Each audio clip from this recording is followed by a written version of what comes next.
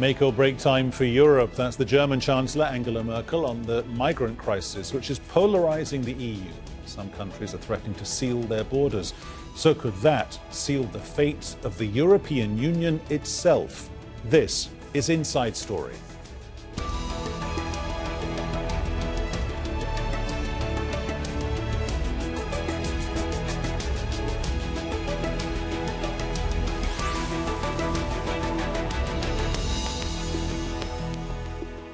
Hello and welcome to the programme. I'm Peter Dobbie. Now, it is an issue that has split the European Union, and as the German Chancellor Angela Merkel is warning, it's make or break time for the future of the 28-nation bloc.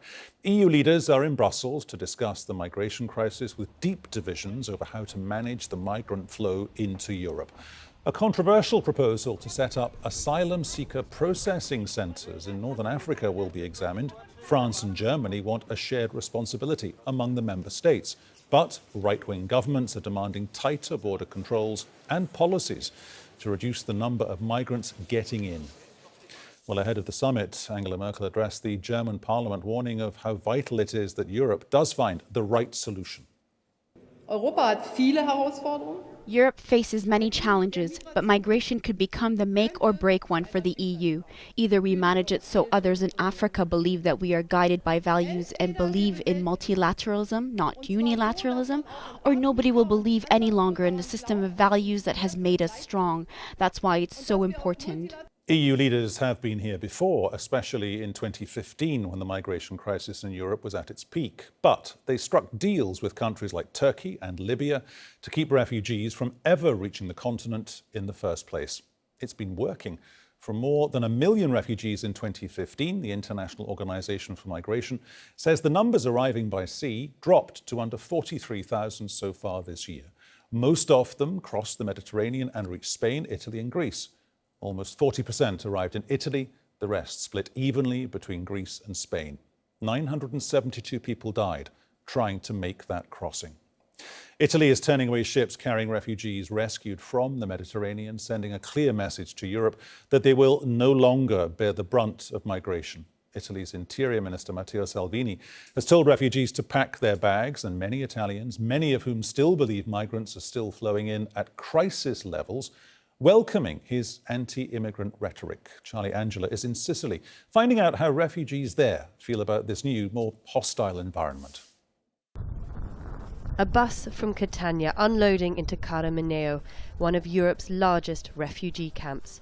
Here, there is fresh urgency for refugees applying for asylum. They've heard that Italy's new interior minister is hostile to migrants, and they're right. Just ordinary immigrants. So whatever he puts inside the law, we will just follow it. So even if he said right now we should go to account, we don't have anything to say. Ernest came from Ghana when he was 15. He lost his mother in Libya and made his way to Italy alone. Now a husband and father, the camp has been his home for 4 years. Lawyers say these people are the lucky ones. Italy's new policy of turning boats away will make new arrivals almost impossible. We are going back to 2015, where there's no distinction between genuine refugees and economic migrants. We're going back because the government is now talking about preventing people from even requesting asylum, talking about denying access based on their country of origin, and this is a violation of international law. Italy has shut its ports to charity boats carrying rescued migrants. They believe if these boats disappear, migrants won't be tempted to cross the Mediterranean. But charity boats account for 40% of the search and rescue operations here. In testing this idea, thousands could die.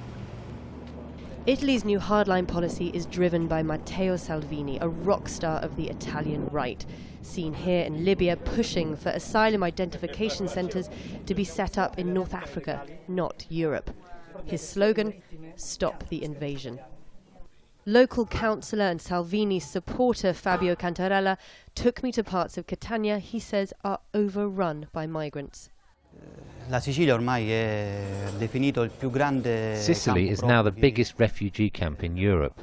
Many times we have taken the issue to Europe, but it's taken Salvini to put a stop to it. Our coasts are being invaded, and the impact of illegal immigration is particularly evident in neighbourhoods like this one. Back at the camp, a message from one refugee that this anti-migrant rhetoric is dangerous. You can't group all migrants together. Some of us fled persecution. Others have come just to earn money and then return to Africa. We don't have that choice. We came here because we were being persecuted. We came to Europe because the rule of law is respected. In Africa, it isn't. But with these new policies, Italy risks accusations that it is also forgetting the rule of law and its moral obligations to those in need. Charlie Angela, Al Jazeera, Catania.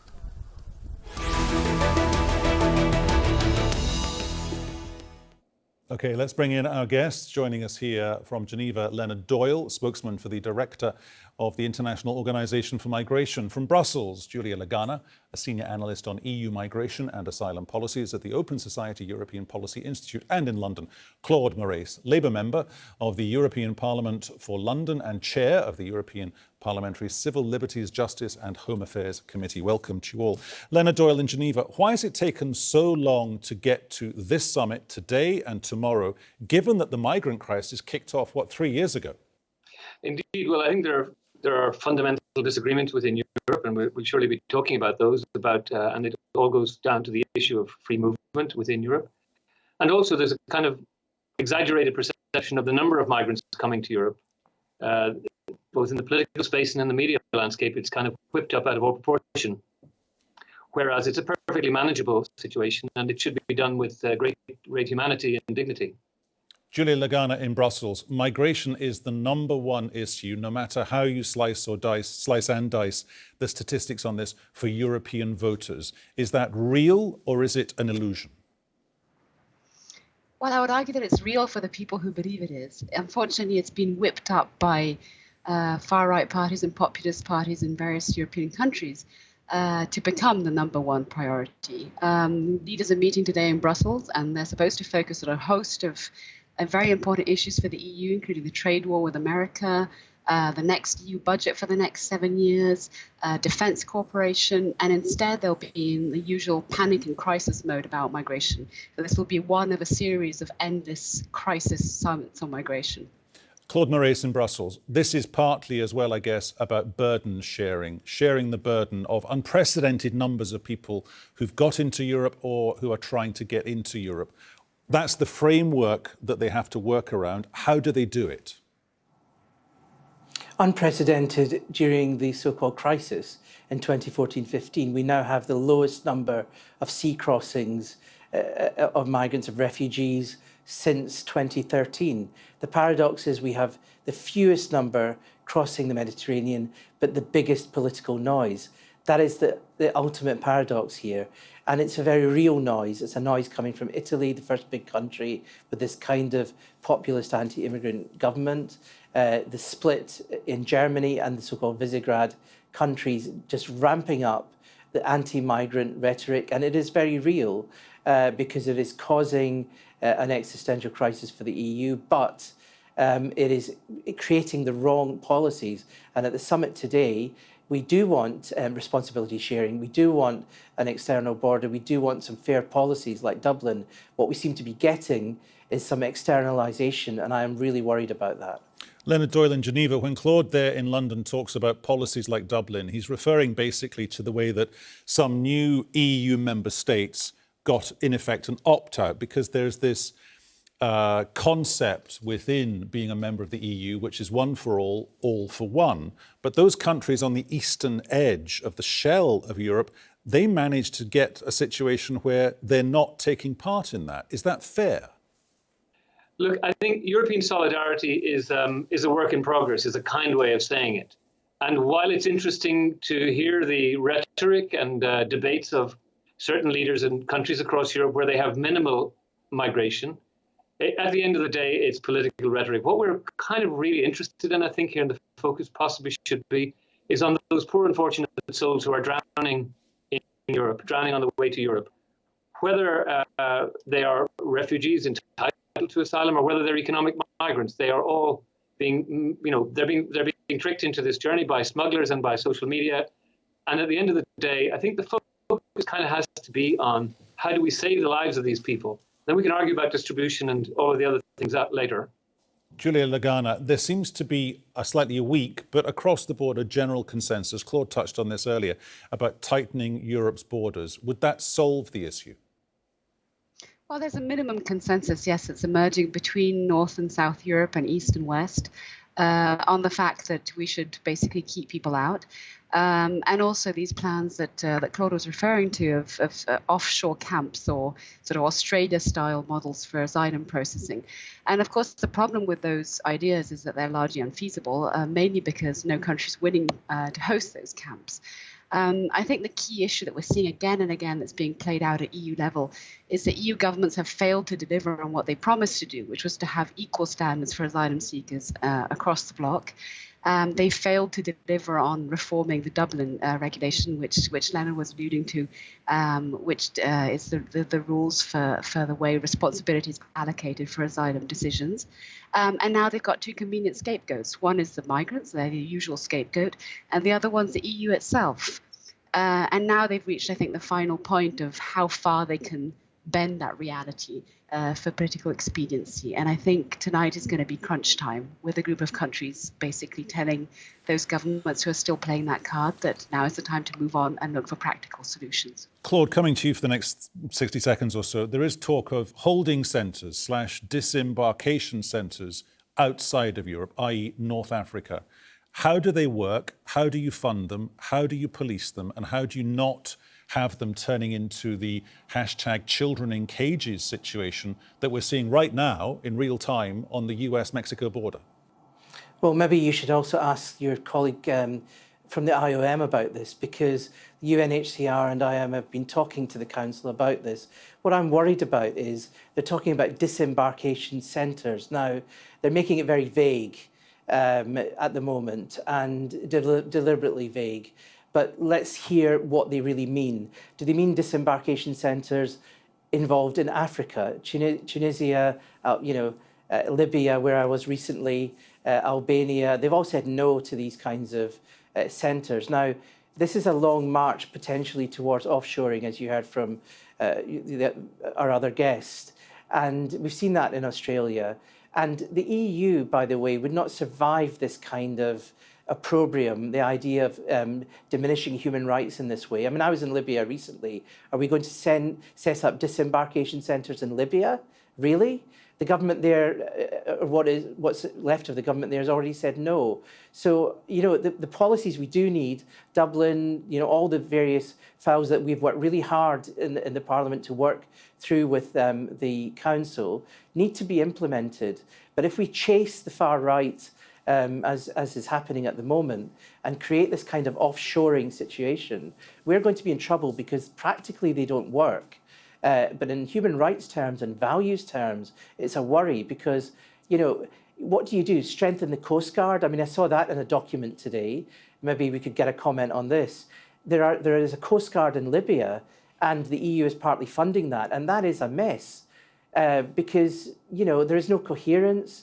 The human rights issues are huge. And I remind people again that the numbers coming are at a real low for the last 5-6 years. And we should be getting together a policy. There's a common policy on redistribution. There are some bilateral agreements going on at the moment, which, I'm not against, as long as we get a calmness in the political debate. But if we chase the far right on this, which is what's happening, then I really worry for what is going to happen at the end of this summit, for unworkable policies. And maybe the IOM colleague can comment on that as well. Leonard Doyle, do you want to come back on that? Because the EU does surely have a problem. Just to interrupt you for a second, come back on Claude's point, but also we've got the Italian Interior Minister also saying he wants to set up centres in Sudan, Chad, Niger and Mali. That one will simply never fly.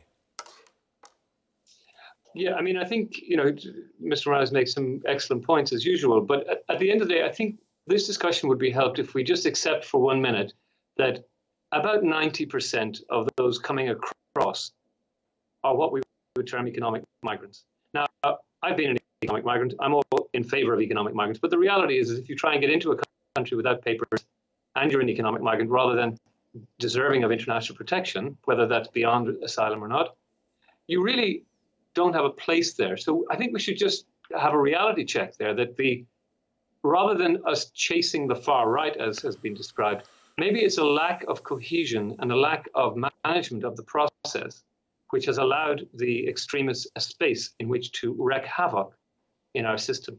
But moving on to the issue and the important issue of this offshoring of detention centres, it is certainly not. It's a reality check, if I could jump in. Is a reality check having no international law basis for even determining whether somebody is an asylum seeker or an economic migrant in an African country like Libya? How are you going to decide whether somebody's an economic migrant or an asylum seeker in a country like Libya?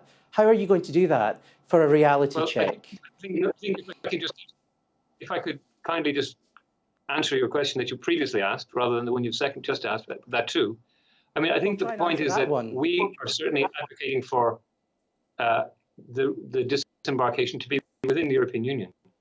Now, there are already detention centres in Libya, and they are not pretty places. And I'll be going to one next Tuesday with the Director General of IOM, who incidentally was the first international leader to go to I've been to the detention centres in Libya, and they're not. They're not happy places, and that is absolutely what we are seeking to avoid. We're seeking to ensure that wherever these disembarkations, so-called, are set up, that they have the full protection of the UN systems, the UNHCR and IOM there as eyes and ears to make sure that they do not become, as has been said, and probably rightly, that the hot. I visited detention centres in Libya last month, and the IOM were there, but these detention centres were abominable, and these detention centres need to close. So what I'm saying to the IOM and UNHCR is it workable to decide on in Africa? I do want to put one point, though, to Giulia Laganà. Giulia, do you understand the fears in Europe combined with the reality? We now have Jean-Claude Juncker, the EU Commission boss, saying there are divisions in Europe and they're getting bigger. 1/3 of the Italian electorate do not want any more migrants on Italian soil at all. And their logic, I guess, would be the Geert Wilders logic, which is you don't go to bed upstairs and leave your front door open, because if you do, when you come down in the morning, your TV, your video and your credit cards are gone. So there is this fear that European politicians have to be seen to react to or educate the people of Europe. How does that happen? Well, I'd just like to quickly point out that the protection rates for people arriving in Italy from Libya are currently about 40% overall. So I wouldn't say that 90% of those arriving are economic migrants. And I would also point out that the conditions in Libya are abominable. I think we all agree on that. But that even if UNHCR and IOM were in charge of those offshore centres, EU member states will still not take those people in, because they're still sending their experts to UNHCR facilities to screen them afterwards. So if there's no consensus within Europe on asylum rules, I doubt there will be for camps offshore. And so on your specific question, I think the key point is the one that Claude was making. I mean, unfortunately, this hysteria has been whipped up by political actors for their own political gain, and by the media, which has been largely complicit in this. And Italy is a textbook example of that. Even if the numbers were higher in the past, in the last few years, Italy is a country of 60 million. It has the capacity to absorb those flows, and it has in the past when it had labour migration schemes. The reason those people are now arriving irregularly is because the jobs that they're actually filling can't be filled unless they arrive the way they're doing and go through the abuse in Libya that they're enduring. So I think it's quite useful if Juncker and others start referring to reality as opposed to, as Claude was pointing out, chasing the far right. And I think it's indicative that we're seeing that shift from a lot of political leaders. And that's why I said that possibly tonight we will see a group of countries break away from the sort of populist train and try to set things on a course of expanded cooperation or coalitions of the willing, if you want, to make the system actually work. I was quite disappointed by President Tusk's letter from the European Council to his fellow leaders, in which, again, he referred to the waves of migrants and the crisis that's engulfing Europe and so on. And I think that kind of language is definitely not helpful.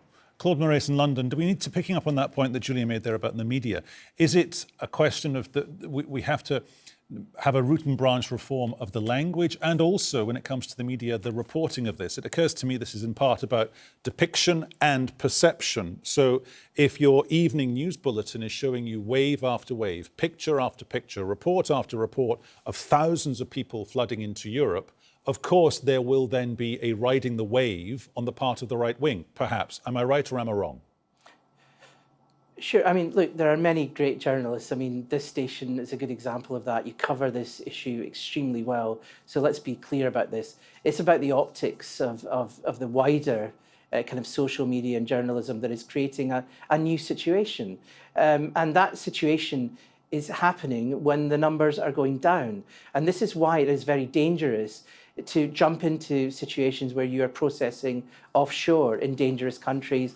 I mean, I was in Libya recently and I saw also pushbacks from Algeria, I saw pushbacks even in Tunisia, and I saw that in Agadez. So I know what will happen if this starts to happen in Africa. You know, economic migrants, I don't need a reality check about that. I'm an immigrant and I know what will happen with this processing, and the EU will then suffer a lot of values damage because of it, because it won't work, it will be a mess.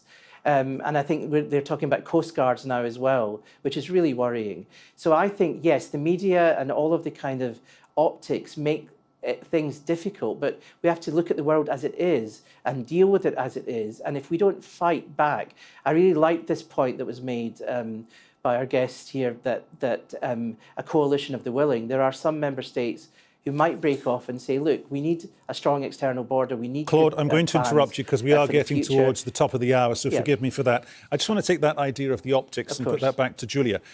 People are saying, Giulia, if the reaction that we get from politicians during this two-day summit fails, Schengen then fails. So the zone of free movement, in effect, disintegrates. They're also then saying there's a domino effect and the entire EU fails. Is it that bad, particularly if you overlay that with the, quotes, political crisis that's facing Angela Merkel? Potentially it is, but in actual fact, Schengen is already suspended. I mean, that's one of the things about the EU. We keep talking about things that could happen, but are actually already happening. So Schengen's suspended in between 9 member states right now. The Italian border with France is effectively sealed, as is the border with Austria, and that's why people are trapped in Italy, and that's why the resentment is building up in Italy. So I think the approach from pragmatists like Chancellor Merkel right now is to go beyond sort of the rhetoric and the grandstanding and the grand statements about the future of Europe and its basis, and really work on practical solutions so that we can actually enjoy free movement in Europe. And bilateral, trilateral agreements, the ones that Claude was referring to, are probably one of the instruments that will be used to achieve that. And yes, we all have multiple tiers of European cooperation, but that's already a fact. We have the Eurozone, we have Schengen, we have various arrangements which don't include all member states. So I think if it works and if it ensures humane policies for the migrants and policies that respond to voters' needs as well, then I think we should welcome it. Clearly, Leonard Doyle in Geneva, it's on the one hand, you close borders, you put everyone on that bus towards Fortress Europe, or you share the problem. Angela Merkel surely is the only European politician who thinks she can conjoin those two ideas successfully, because everyone is saying something else. All the agencies are saying something else as well. Look, I think there's a recognition that there has to be a managed process for migration into Europe. And you simply cannot have on the television screens large vessels floating around with pregnant women in distress, people who've been fished out of the water. That isn't helping anything, and that certainly isn't a managed process. And it seems to me that that's what's happening now. There's an attempt, for prodded by the far right or not, to get a managed process out of it. And some of the ideas, as has been pointed out in the show, are not flyers, and they're not necessarily good. But that shouldn't say that they shouldn't be seeking a managed process. At the end of the day, it's the partnership with the African Union and the European Union, and for that matter with Ireland, which has led to 30,000 detained Africans primarily from Libyan detention centres going home in the last 7 months voluntarily. That's the sort of cooperation we need, with the African Union having a stake at the table, being engaged as a proper partner, and not having feeling that this thing is going to be imposed on it. That's what we're advocating at IOM, that it should that whatever arrangements take place should be done with humanitarian concerns at the heart of them. Giulia in Brussels, in about 20 seconds, if they don't come up with something solid at their summit, is there a plan B? I think there's a plan B from certain governments, and I think they'll move ahead regardless of what the other ones say. And hopefully that plan B will envisage at some point in the next year other issues like the comprehensive management of migration, and not just asylum and the small number of asylum seekers coming to Europe. Because the big elephant in the room continues to be the economic migrants that Europe actually needs, and who will continue to arrive regardless of how they arrive. And they should do so in conditions which do not violate their human rights.